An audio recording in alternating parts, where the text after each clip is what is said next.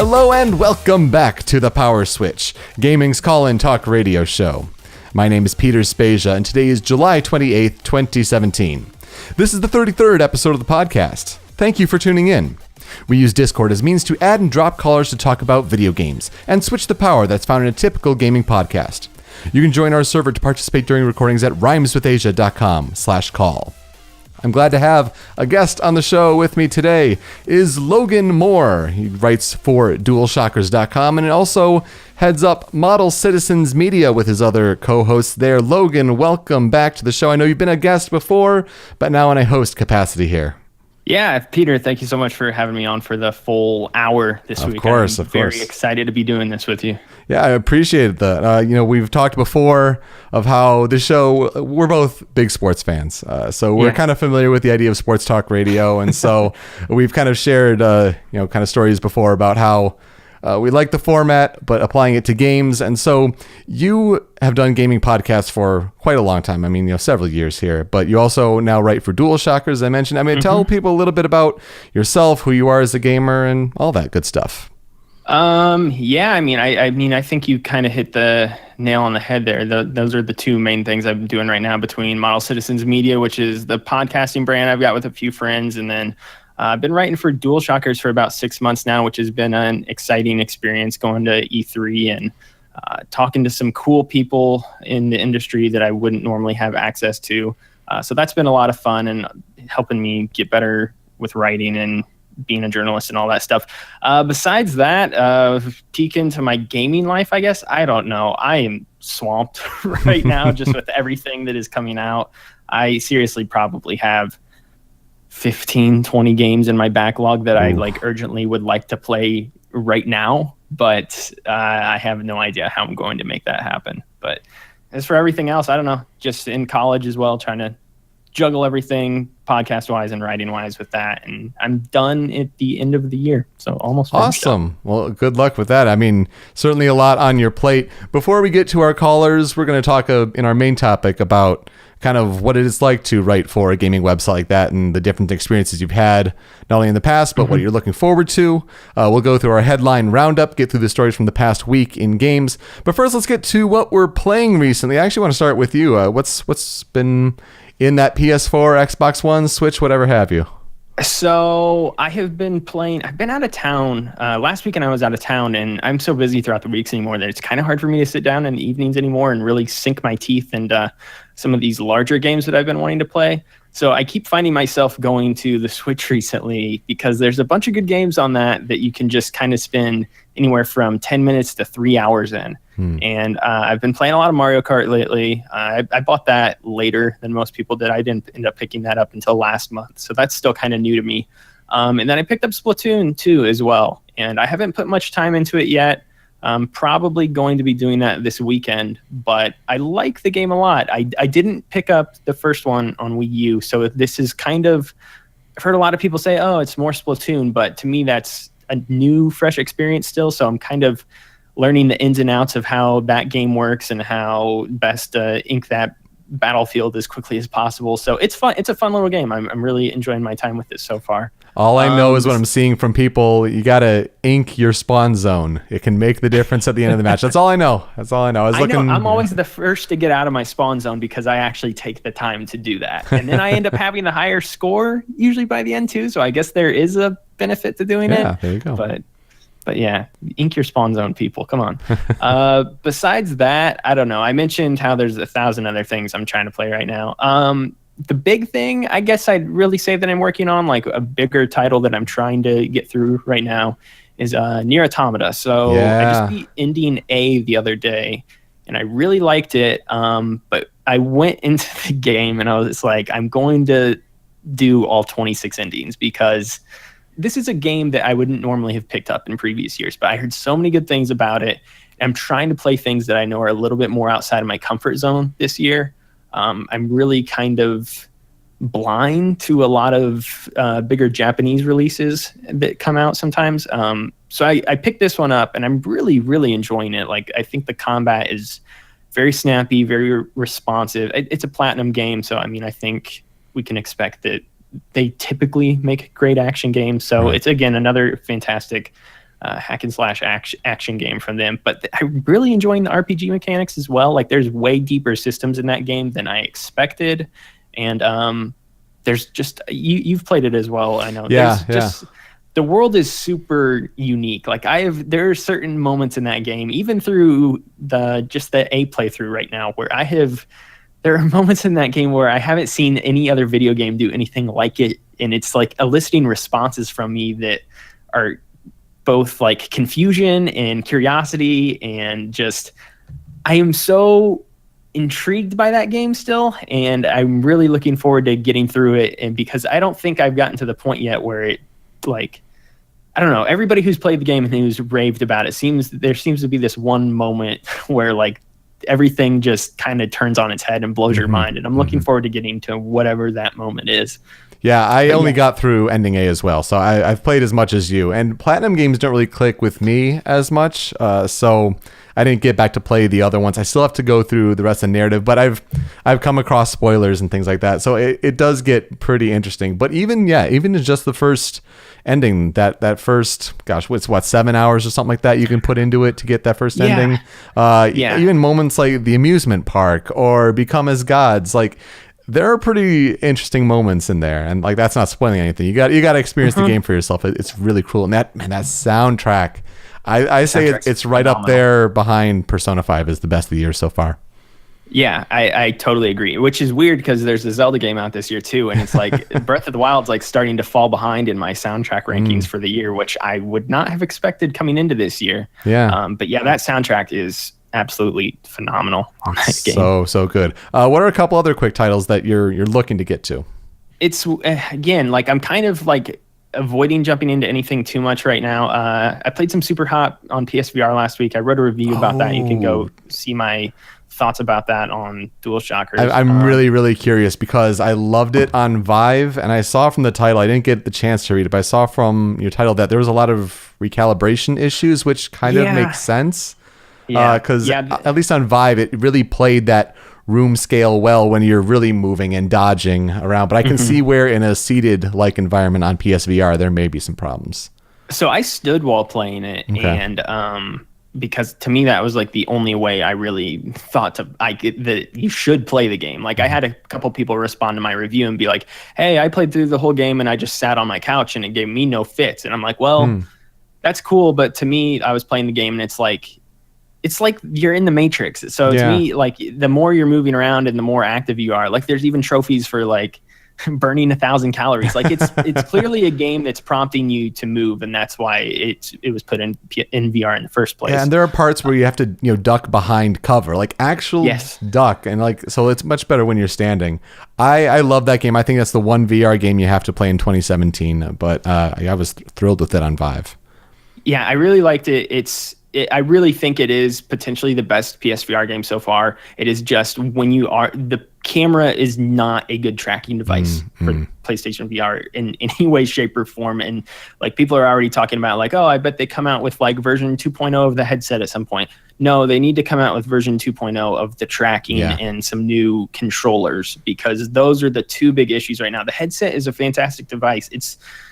When you are playing a game that prompts a lot of moving on PlayStation VR, and Superhot's really the only game that I can think of. Like even Batman, like I stood up and played that game, but you're kind of just moving in like around like the same 360 degrees. Like you're in a small area. Like I was moving all over my living room playing Superhot, and it was losing track of me constantly. So that was frustrating, and it led to a lot of deaths and me screaming. I know when we're getting a new gaming setup, and I can probably bring that up soon, but when we're looking to do that, when it comes to VR, it's like I feel like PlayStation VR may be what's ideal for my wife and I going forward, but I do want to wait for a next version, because when we're looking to upgrade to PS4 Pro and things like that, 4K, we're trying to divide all the gaming stuff that my brother and I have accrued over years, whether it's games and consoles and things like that, and he's going to try to help us get set up with the new entertainment center as a result. And so we're doing a lot of the big upgrades, but when it comes to VR, it's like it'd be nice, but I just have a feeling like when you get PSVR, like maybe 2.0 is right around the corner, and I don't want to jump just yet, but it's going to be really interesting when VR does become more mainstream. Yeah. Yeah, I agree. It's I think PSVR is satisfactory for the most part. It's just a couple games here and there where you do a little bit more movement. That's when I start to have problems. I'm happy with the headset overall. I just wish they would come out with more games for it, which I'm hoping we see it like what PSX. Yeah, PSX. And they showed a couple off it. They showed a few off at E3 as well. None of them really struck my fancy, but we'll see. Because like things like Farpoint really didn't stand out to me when I first saw them either, and I still haven't played Farpoint, but I'd really like to. If I could just get my hands on one of those freaking the gun guns, bundles that are non-existent at this point. Yeah, I feel like Sony will also have the better infrastructure in place when it comes to the experiences. When that does come around, whether it's concerts or sporting events or things like that, I feel like Sony will have the better setup in place, and PSVR will make the most sense for that. As far as what I'm playing, I haven't been playing really anything, but I'm going on vacation, so I'm bringing my Vita. I'm sure I'll get to try something there.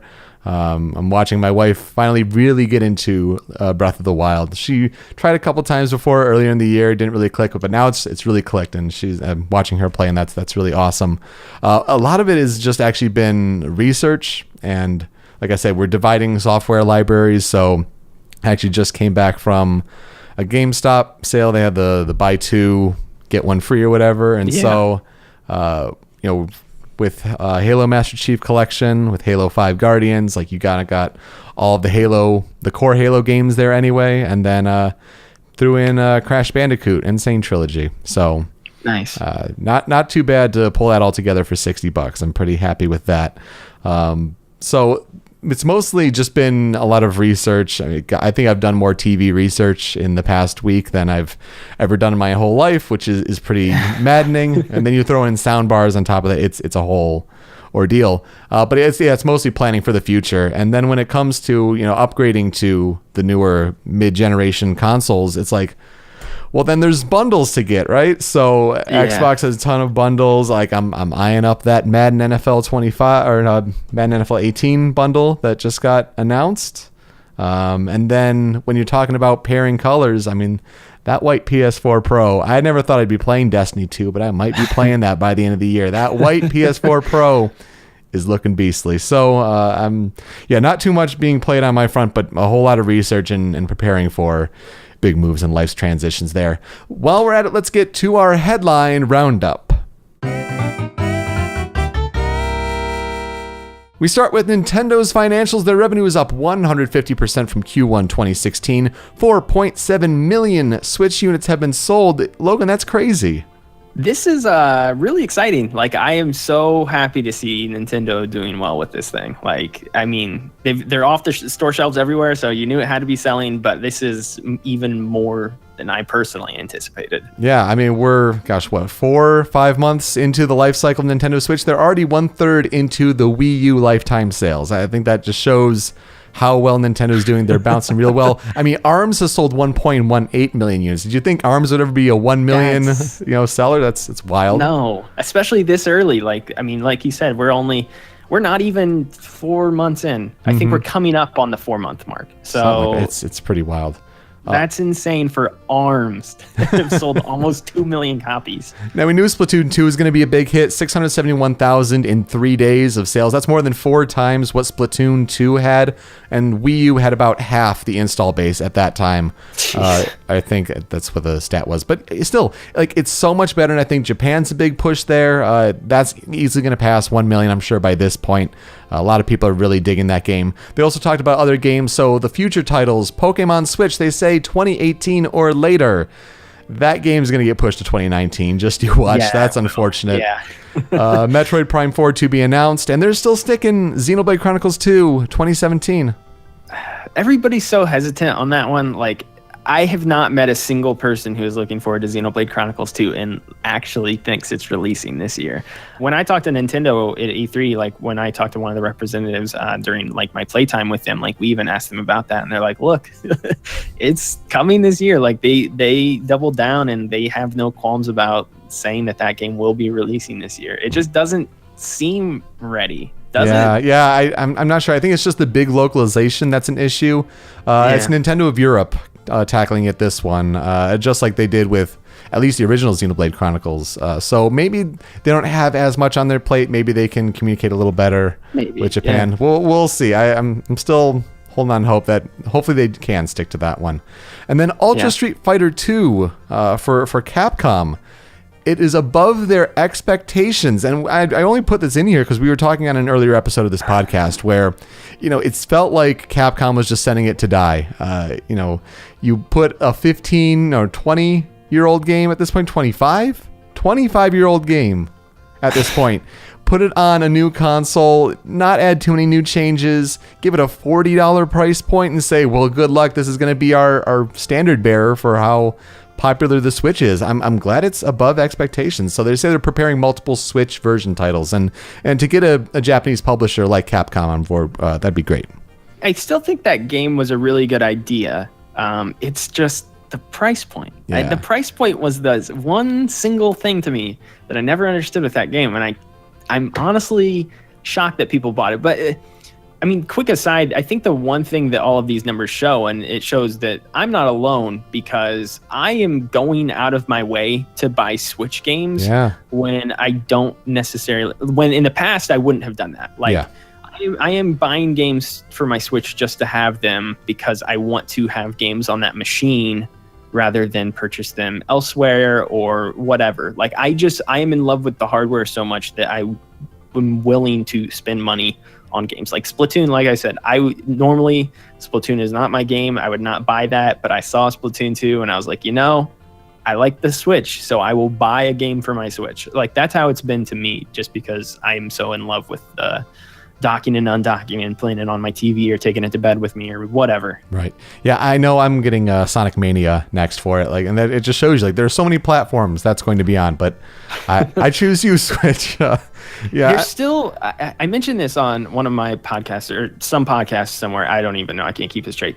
I don't think I will be buying Sonic Mania on Switch because there's still a deep 2 or 3 year old young Logan who is I refuse to purchase a Sega game on a Nintendo console. I don't think I've ever done that, as weird as that is. So deep within me, I guess I'm still trying to make console wars a thing. I don't know. I think that was shattered for me when, for my first console, Nintendo GameCube, got the Sonic Mega Collection on there. That just shatters it instantly. So I know I'm really excited for that. And I think, the one, holdback, and you hear different gaming podcasts talk about it, is that maybe you don't go to Switch for the big multiplayer experience that you need voice chat. I'm sure Splatoon 2, it's nice to have it, but with the way that app is right now, you can't necessarily trust it.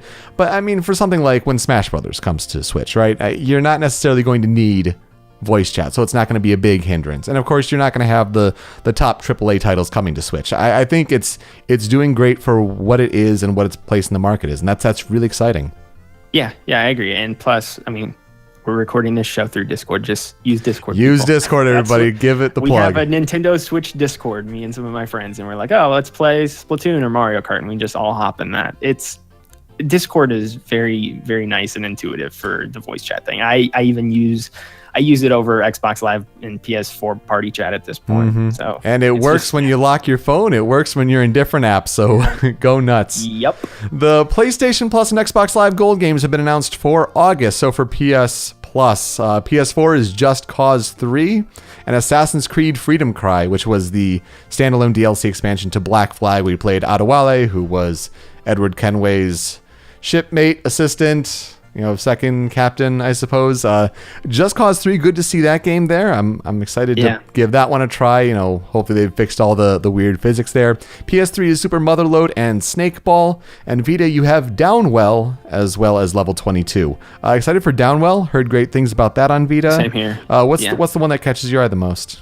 Downwell was the one that caught my eye, honestly, just because I've had a lot of friends tell me that I would like that game, and I just haven't picked it up yet. Obviously, Just Cause is the big marquee title, but I do love me some Black Flag, and I never played the standalone DLC, so might have to just check that out or add it to my library and forget about it forever, like I do most other PS Plus games. But yeah, this is a really good slate this month. I'm super happy with this, and I think most people are. I've had Freedom Cry for a long time. I really want to get to it. Maybe this will be the impetus to get there.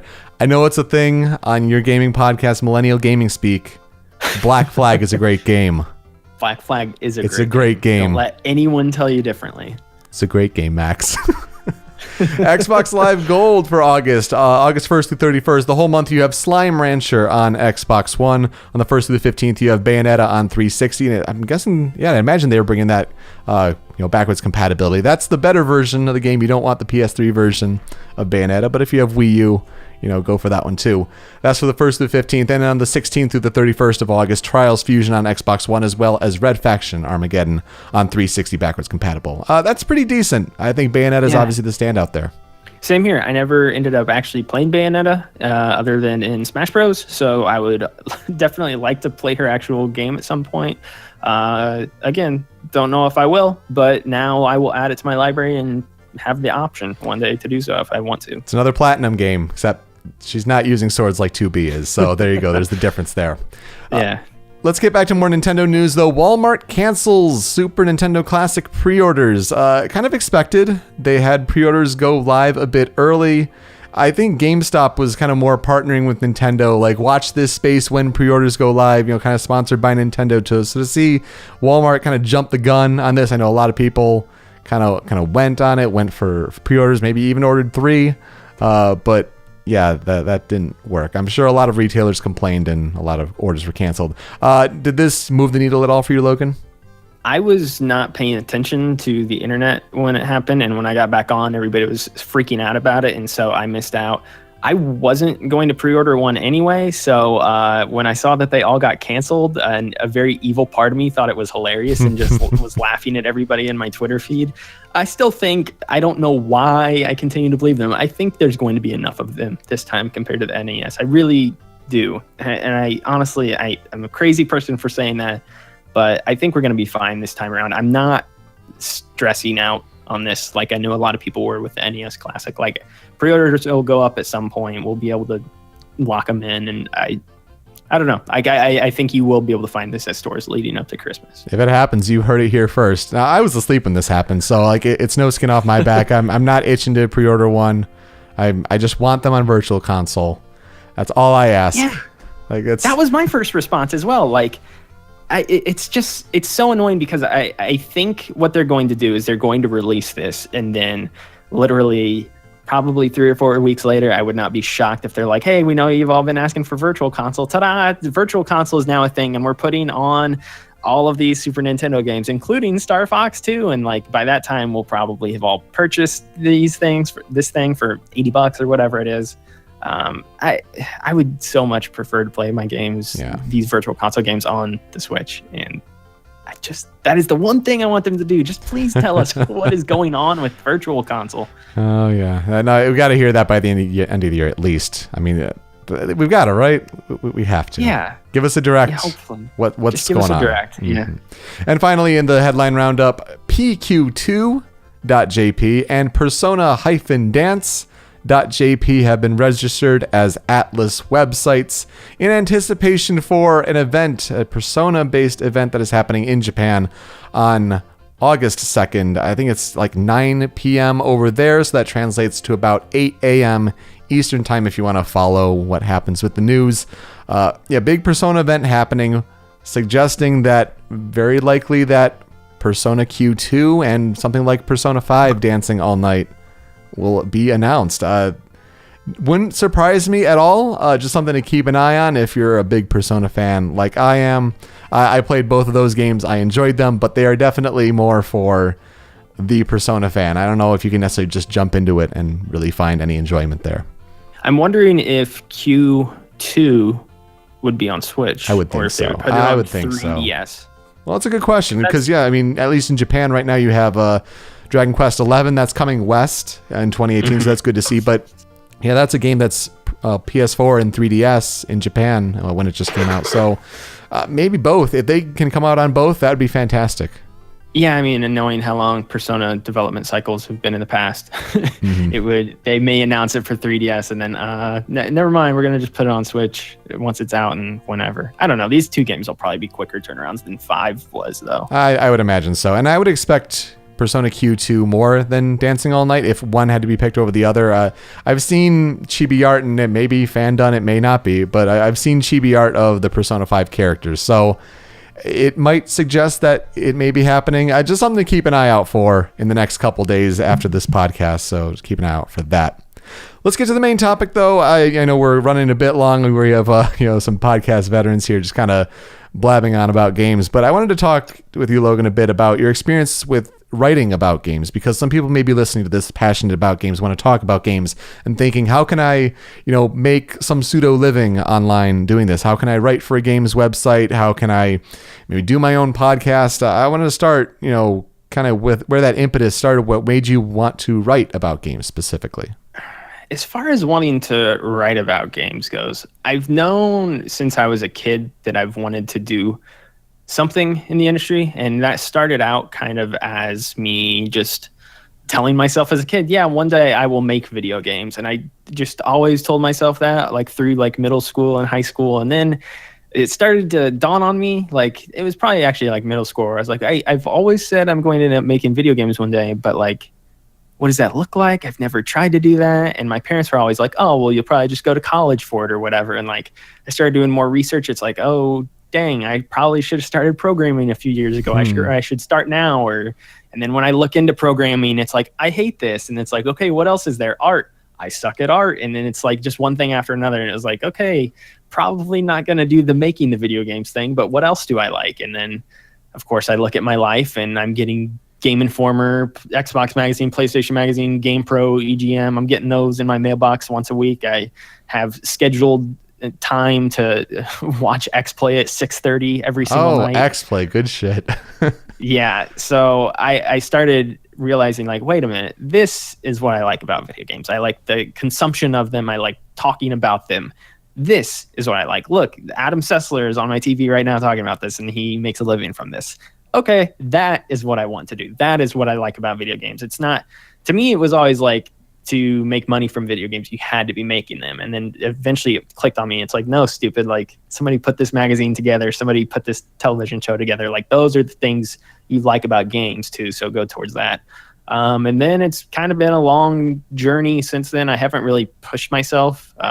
Very lazy, and I procrastinate quite a bit. I play video games far more than I should write or talk about them. And I've written on and off since I think 2014. I joined a small site and wrote there for about 3 or 4 months, and then that site went under.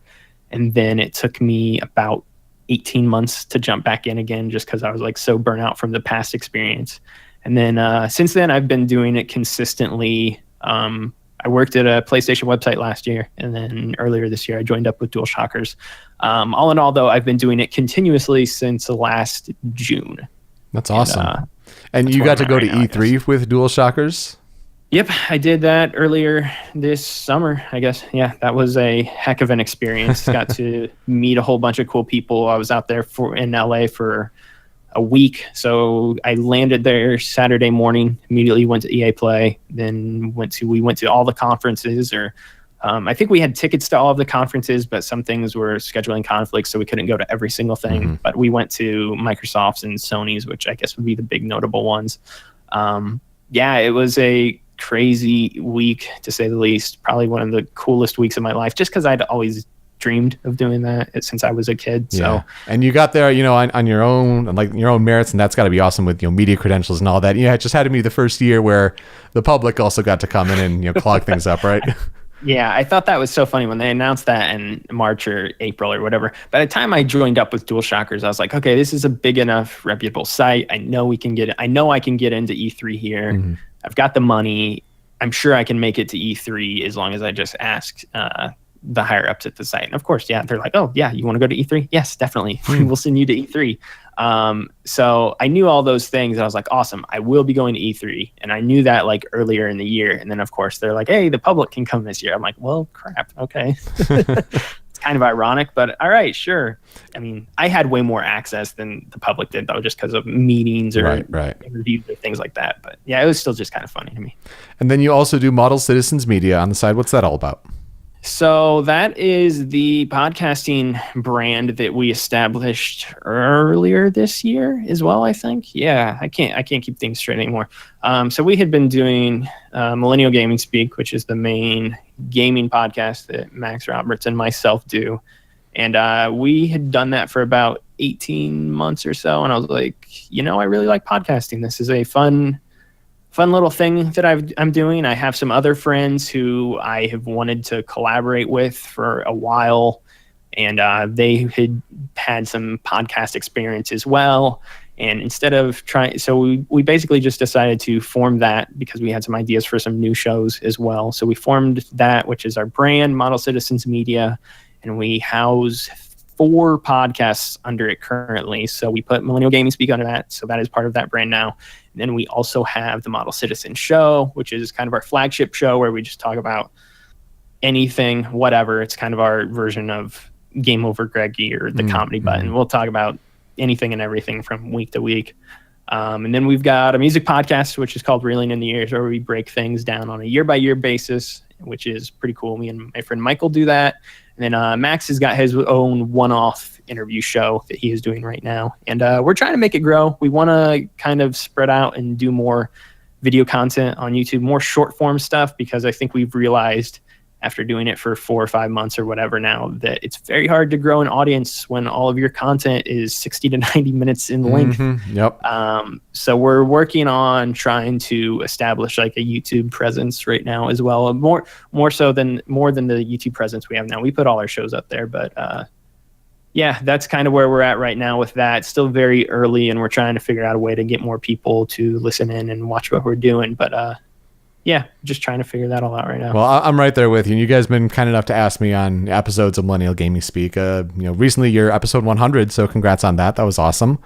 Yeah, thank you so much. That was cool mile marker, I guess, for us to get to. Absolutely. So yeah, we're kind of right there in the same boat. Wanted to definitely get you on this show, and I actually wanted to have both you and Max on the show, but we got timing schedules to work out, so we'll get him on the show eventually. Max is a busy He's man. Getting married soon. Yeah, he is getting married. It's been even hard for us to schedule some of our podcasts every now and then. He's a busy guy for everything he's doing certainly. now. So. Well, with your work on DualShockers, and you've been reviewing games this year and, even in the past year. So let's think about games this year. I want to ask you a couple quick questions, and then we get to the callers very soon. So stay right there. Don't worry.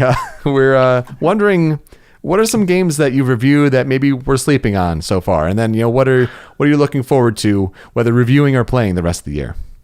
So far this year, I've only reviewed a handful of games because I joined DualShockers in February, and then there's a grace period where you got to train and get all that stuff out of the way. And then I don't think I could actually start reviewing games until April, if I'm correct, just because everything else was scheduled out so far in advance. So I didn't really start reviewing until around April or May, something like that. April, I guess, would technically have to be it, because the first game I reviewed was Yooka-Laylee. So that was my first starting game, which was nice for me because I'm a big Banjo-Kazooie fan. So I was able to speak to that game incredibly well. Got to actually interview Grant Kirkhope and a few other people before that game came out as well. Awesome. So that was a really cool experience. Yeah, and I actually ran into Grant at E3, and he recognized me. And we got to chat for a couple seconds. So that was actually like a super weird thing. That's really cool. So that was cool. That was the first game I reviewed this year. Other than that, I've reviewed a couple other things. Sniper Ghost Warrior 3, not a good game. Don't play that one. I think I gave that like a 3. I also played Rime, which I really enjoyed in May. And as far as games that people might be sleeping on, I definitely think that is one of them. It got blasted by a lot of outlets, or not blasted necessarily, because I don't think the reviews were necessarily bad for it. But a lot of people said it was like a Ico ripoff or an Eco ripoff or a Journey ripoff. And to me, that was kind of harsh because the game was doing a lot of unique things, I think, with its storytelling and with its world building and stuff like that. That even if a game is in the same vein as other games, that doesn't mean it still can't be a great game on its own merits. And that's how I felt about Rime. I think I ended up giving it a 9 out of 10. It's a really gorgeous game that I highly encourage everybody to check out. The soundtrack, we talked about soundtracks earlier, that honestly might be the best of the year. Like, it might not be my personal favorite, but like Journey won a Grammy a few years ago for that soundtrack. That soundtrack, I could honestly see Rime like being in Grammy contention as well this year. Like, it is just a fantastic score to that game. I really enjoyed it, and I know some people might be waiting on the Switch version, which I think is coming out like early fall, if I'm correct. Like they haven't announced a release date yet. Yeah, it's supposed to be like August, September-ish, if I'm correct. They haven't announced an exact date. And more money, and then they throw in some extra goodies to compensate. Yeah, of course, yeah. So I think people should check that one out if you haven't yet. It's already been on sale a couple times for $15-$20 or something like that. So check it out. I think you'd like that one. Other than that, Nex Machina was another game I reviewed. The most recent Housemarque game. That's one of my favorites of the year. I scored that very highly. I love Housemarque. I love the twin stick shooters they put out.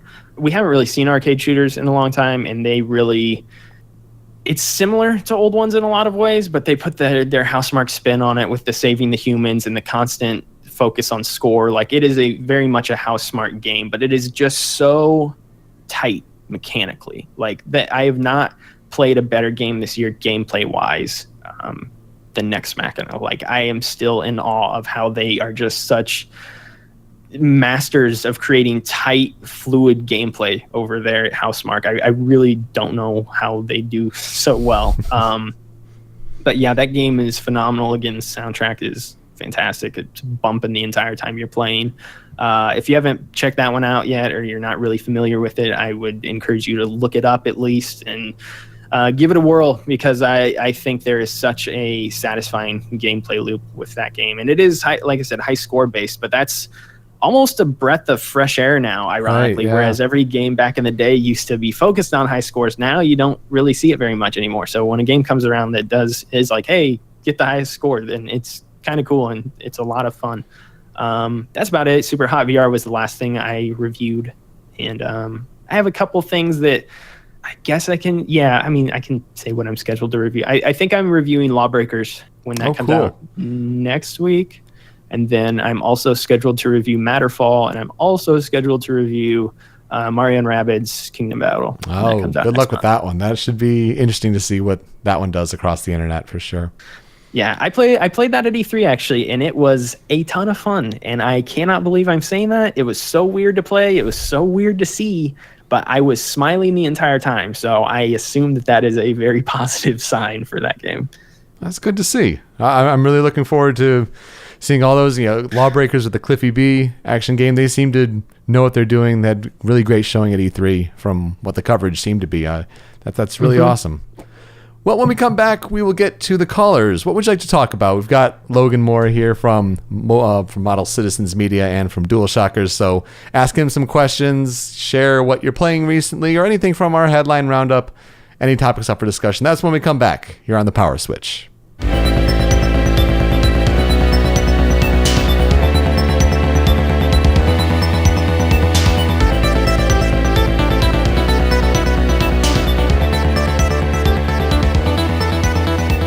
Welcome back to the Power Switch, here with Logan Moore from Model Citizens Media and from DualShockers.com. Logan, thanks for being on the show here. Yeah, no problem, Peter. Anytime. Absolutely. So we're here to get to the callers. Let's see what you guys have to say. Looking forward to it. Joining us from Georgia, Matthias. Welcome back to the Power Switch. Hello. Hey, welcome back to the show. What did you have in mind to talk about today? Well, I recently had my birthday, so I got a Nintendo Switch with Breath of the Wild, Mario Kart 8, and ARMS. Well, that's awesome. Happy birthday, for one. That's great that you were able to find a Switch, or the family was able to find a Switch. The shortages have been real. So did you too difficult. How much did you get to play, and what did you play? I have played all three. I think the one I played the most was Mario Kart 8, because Mario Kart is one of my favorite franchises next to Pokemon. Mm-hmm. And then I did get to play a little bit of Zelda too. I don't think I've gotten past the tutorial yet in that. And I played a bit of ARMS multiplayer with my friends, and that was actually really fun. Yeah, I haven't gotten to play ARMS quite yet. Logan, you got Splatoon. Did you get ARMS by chance? I did not get ARMS. I played ARMS at a friend's house, and I was like, this is just not for me. But I can see how people would like it. It's just not something I felt like I needed to buy. I tried the test punch. I had a kind of a mixed exposure with, trying. I did the Pro controller first, and that felt great. And then I tried to jump in with the actual motion and throwing the punches, and didn't jive as much with that. So Matthias, I guess for ARMS, which control scheme did you take to more? Yeah, I think well, I haven't gotten a pro controller yet, so I just did the not the motion controls. I didn't like those much because you can't really move well, but I like just the Joy-Con grip. Yeah, I think so. Mm-hmm. Yeah, so it's kind of more controller-like, but just sliding the Joy-Cons in that handle there. Yes. Yeah, I'm sure that's more comfortable than having the Joy-Con on the side and those tiny little buttons and just kind of crammed in there. So. But I think with multiplayer, it was still fine doing it that way. Yeah, it's going to be really interesting. So I'm taking my Switch up to this lake resort in New Hampshire.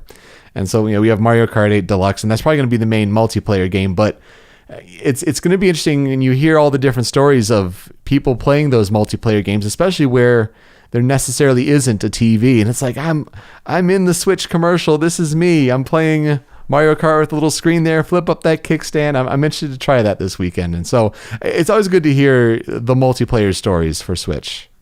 Yeah, I played mostly on the TV. I don't know how playing on the console would work with more than 2 players. And the kickstand, yeah, as people say, it doesn't work well. I had to put my phone behind it so it wouldn't fall over. Oh wow, okay. Playing on the screen alone in ARMS and then doing motion controls is a fun experience. That was one of the ways I played it when I checked it out.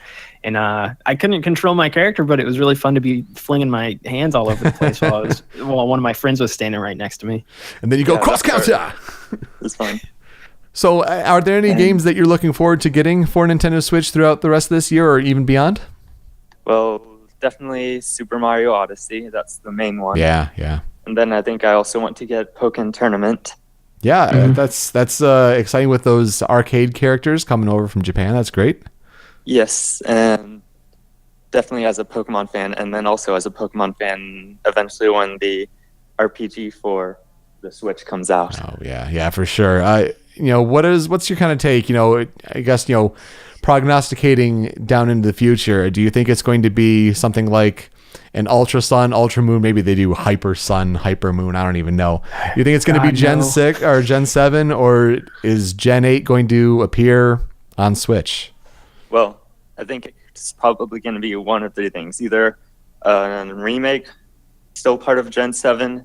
It could be going into Gen 8 or something. Let's see, it's a core RPG, so I guess it is going to be part of them. Or it could be Gen 4 remake. Yeah. Yeah, it's really interesting. I mean, I almost even wonder if they do something like a remake of... Well, I hope they don't consider core RPG like, Coliseum or XD Gale of Darkness. Like, no, those aren't core. Like, you don't get it. So I think, maybe it's kind of a telltale sign a little bit.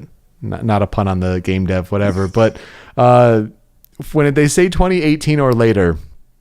And if it slips, like I do wonder if that's saying like, no, we're working on something new. We're maybe going towards Gen 8. I think that'd be what I'd be most excited about, especially when, I think they've done such a poor job selling Ultra Sun, Ultra Moon so far. I mean, they've got to show more throughout this year if they want people to really buy in. Definitely. That trailer was still so weird that there was an Ultra Sun, Ultra Moon reveal inside another trailer for another game. Yeah. That was such a weird reveal for that. Yeah, I really wanted them to show more. Like, don't just say like the totem Pokemon, they may be different. And like, if it's going to be a Black and White 2 situation where it builds off, but it's an all new story, then say it. But I don't get that. There's different story elements, didn't they? They said different story selling points. They said different story elements. Now I don't know. I mean, we saw one of the towns and it looks slightly different, maybe a little more lush, a little more lavish. But different story elements to me means we've tweaked bits of pieces of the story, not like where Black and White 2 was like a sequel to Black and White. It built off that story. You could import your character for some cool cross benefits. But, if it's a sequel, make it a sequel. But, we have to be told that. So they got to show more for sure. I take you're a big Pokemon fan, though, Matthias. So I imagine you're going to buy in, or are you still a little skeptical? Yeah, I think I'm definitely going to buy in. Mm-hmm. Yeah, I mean they have the Necrozma forms for Solgaleo and for Lunala, so I think that's interesting. But I know I'm curious, and I just wish it were on Switch. But guess we'll have to wait for that one. Yes, definitely. Well, Matthias, thank you so much for calling in. Anywhere or anything you'd like to plug? Not that I can think of at the moment. Okay, yeah, no problem. Well, enjoy your Switch. I'm glad you are part of that ownership group, and looking forward to hearing more about your experiences with it. Yeah, thank you. All right, thanks, Matthias. I know it's Friday night. We're trying to fit this in when I'm going to vacation, so maybe not as many people available. So we'll have Logan Moore here. When we come back, we'll talk about his top 5 favorite games of all time. I'm really looking forward to this list, and hopefully you are too. That'll be when we come back here on the Power Switch.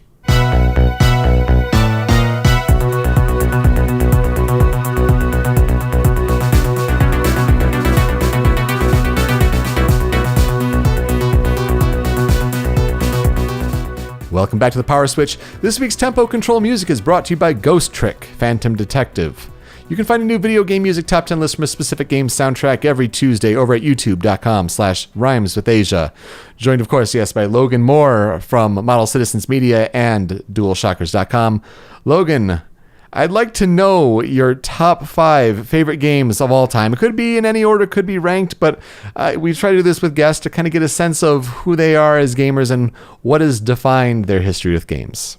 So, all right. I've actually got the order here, and I will go 5-1 for you because shameless plug, but I think last year on my own podcast, we did like a 6-week series where we figured out what our favorite games were, and we broke them down by console generations. So I think we did like top 10s for the earliest generations all the way up until the most recent, and then from there, so we had like 50 games after that, and then from there we chose our top 10 from that.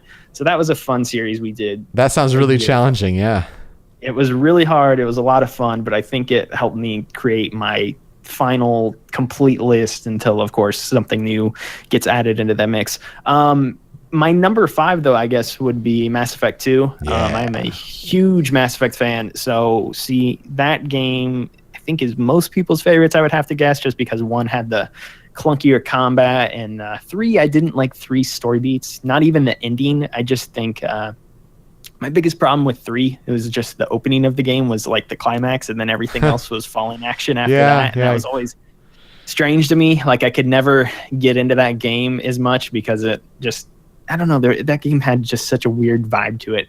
2, though, I think is just a phenomenal story within its own right. The combat's much better, and I've always said that second only to Star Wars, I think Mass Effect is not only my favorite sci-fi universe, but potentially the most fleshed out as well. Like, there is so much lore and world building in those games, and I love all the different species, and I just that was my favorite part of those games, was figuring out what was going on in the universe more so than trying to save the day and be the hero or whatever, which makes it all the more sad that I didn't like Andromeda. Yeah. See, Mass Effect 2 is number 5 on my top 10 or top 5 list if I had to pick. But I liked Andromeda, but it was definitely disappointing in all the different, tech aspects, and it kind of had a weird middle to the game. I think it recovered nicely, and I did that sequel bait that's probably never going to happen, but I was just going to ask, like, did you get to play Andromeda, what you thought of it? I got about 8 hours in and I stopped just because there are so many other games and it was not clicking with me in any way, shape, or form. So I was like, I will go back to it because I revere the original trilogy so much. I love all 3 of those games dearly. And so I feel like I have to go back to Andromeda at some point. Like I don't know when because there's just so much else out, games. But I will. Such a year for games. I will at some point. I don't know when, but I will. And it could be a case of, all the patches. I hit that with The Witcher 3 Wild Hunt, and I've been always meaning to go back to that game. And of course, the length of that game is so daunting, but it's just like, oh, there's a new patch. Oh no, there's going to be a new patch coming up. Well, maybe I should wait for that game. Oh, so it's always that sort of thing. But yeah, with many of the patches out for Andromeda, when you can, I'd say recommend going back to it and give it another try. I'll try to make some time. We'll see here. My number 4 would be Metal Gear Solid 3 Snake Eater. I'm a huge Metal Gear fan. It's probably my favorite series in all of games. It's probably Metal Gear and then Mass Effect, honestly, if I'm talking like full complete series. And for some reason, Metal Gear Solid 3 is always the one that stood out to me. And I'm not exactly sure why, because they're all incredible games for different reasons. But I think I just like the tone of that game a bit more. I like Big Boss also much more than I do Solid Snake. He's always been a much more interesting character to me, and he's always been someone in that series who the whole series centers on him more than it does Solid Snake. Absolutely. And those first couple games are kind of a smokescreen, and you don't really realize that until you get into the third one. So seeing everything that happened in that game's backstory really was cool. I like the supporting cast of characters in 3 quite a bit, and it just has a really kind of same thing with Mass Effect 2. Like it plays a larger role within the grand scheme of its series, but it's also just a fantastic game on its own. Like, it is a good story of redemption and patriotism and all kinds of other things, just within the scope of that game's own narrative. So I've always really loved that one, and 5 got close to beating it, but 5 just didn't have enough narrative stuff for me. I really love it. That would be my number 4. Number 3, another BioWare game, would be Knights of the Old Republic 1. I am massive Star Wars fan. RPGs are probably my favorite genre, so this is kind of a match made in heaven for me. When I first played this game as a kid, it just kind of blew my mind because I couldn't believe how much customization and how open they were to giving you everything. Like, hey, you want an orange lightsaber? Sure, you go create your orange lightsaber or whatever. Like, they just give you so many options, and they make you feel like you are a Jedi or a Sith. And I've often talked about how I hate multiple endings to games, but I think with that original Knights of the Old Republic game, the various endings that you can have based upon your morality both feel earned, whereas I feel a lot of games within the past 5 or 10 years, they'll have multiple endings specifically to have multiple endings, and none of them will really feel satisfactory. I obviously was a Sith whenever I played the game, because of course you need that Force lightning. The narrative conclusions within that game, like it felt right. Like it felt like it was always leading to that point rather than leading to one fork in the road and then you choose one or the other, which is kind of what happens in Telltale games or something like that. Like, you'll make so many decisions up until a certain point, and then they rip the controller out of your hand and say, okay, now you have to choose one or the other. I always felt like the decisions you made in those games and the morality paths that you followed always made a lot of sense. And then and the big spoiler at the end, it's one of the all-timers. Like, you can't deny that. Yeah, I mean, in the end, though, just Star Wars and RPGs. Okay, yeah. I'm totally in. Let's do that. It's such a well-written game, though, too. Like, BioWare, that was peak BioWare, I think, those 5 years or so when they were doing all of that. Arguably, I don't know. When they had Mass Effect and Dragon Age going side by side, that was pretty good, too. Yeah, you got to hope that, with all of what EA is doing with Star Wars, like, get some RPG, back in there. I know they'll have Amy Hennig's game. I'm really excited to see that. An Uncharted-like Star Wars game. I'm so down. And I know Respawn's working on one. You got to imagine shooting will be involved with that team. But come up with some game that is RPG. Like, that'd be awesome.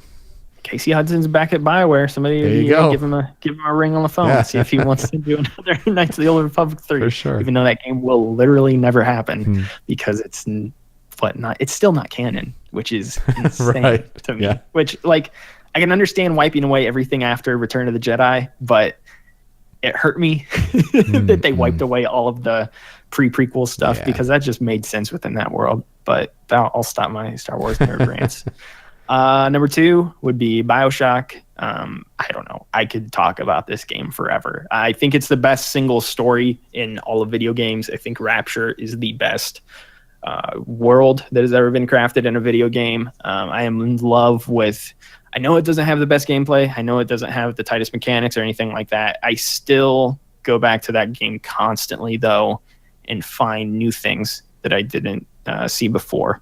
I just think it is. I don't know. I seriously don't.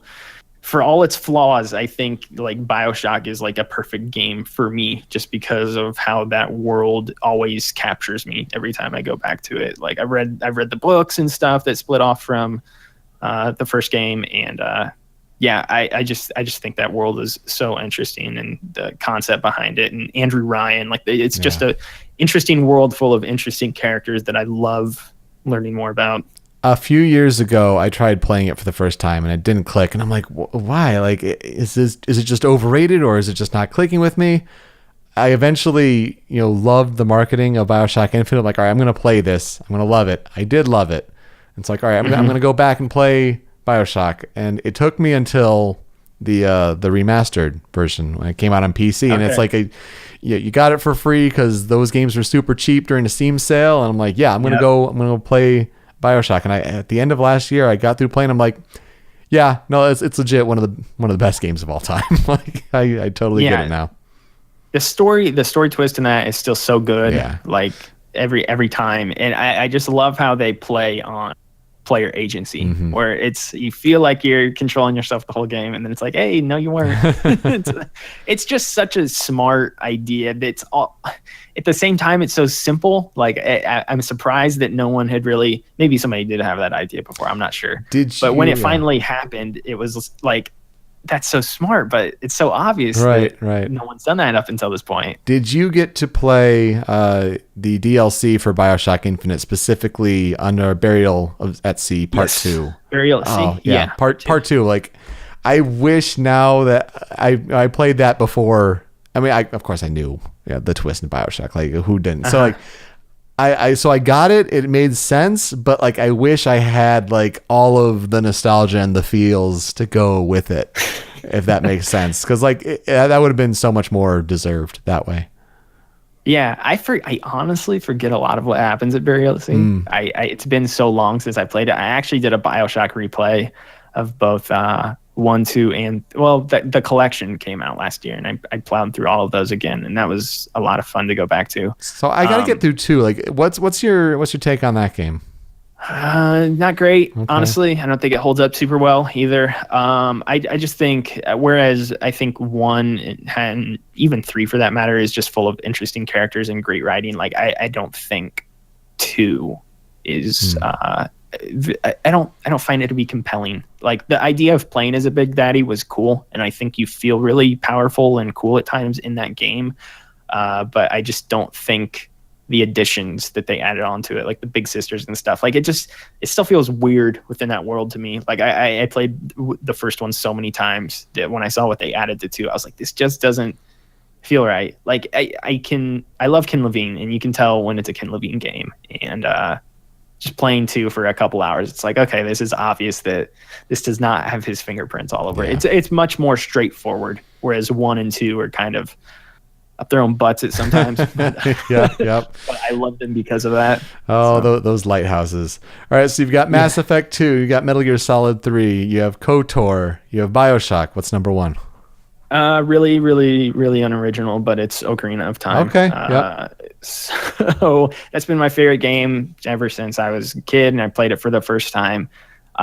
There is nothing left to be said about that game by people at this point. I don't know. Every reason that everybody has ever listed it as one of the best games ever, I agree with completely. I mean, for the time, it was just so impressive. I mean, finally having it was my first 3D game I had played really too. Up until that point, like I know for some people it was Mario 64, but for me, like that was the first game I had played. When I got an N64, I got Banjo-Kazooie and that. And those are some pretty damn good games. Jesus. Yeah, those were some Banjo's in my top 10 as well as is one of my other favorite games. But yeah, just exploring that world, it felt so big back then. Like going back to it now and playing it on 3DS, it's like this game is a lot smaller than I remember. But back in the day, it just felt like you could run through those fields forever with Epona, and it was never going to end.